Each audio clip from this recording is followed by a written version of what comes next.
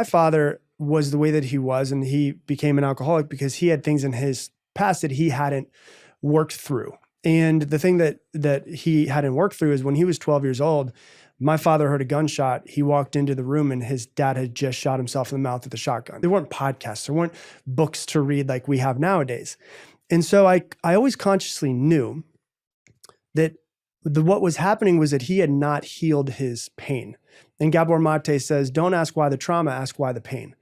And when I first heard Gabor Mate, I was like, oh my God, someone's finally saying what I always thought with my father. The trauma, the way it came up in my life is I became a workaholic.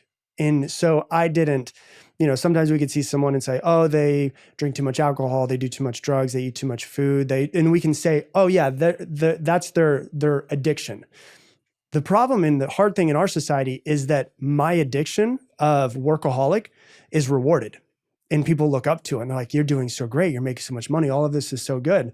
And what I came to find is that my workaholism was just basically me trying to not feel my feelings and to not work through and process those things. There's so many different addictions that we have. And what I found is that the hardest thing for me was to stop and to just not have to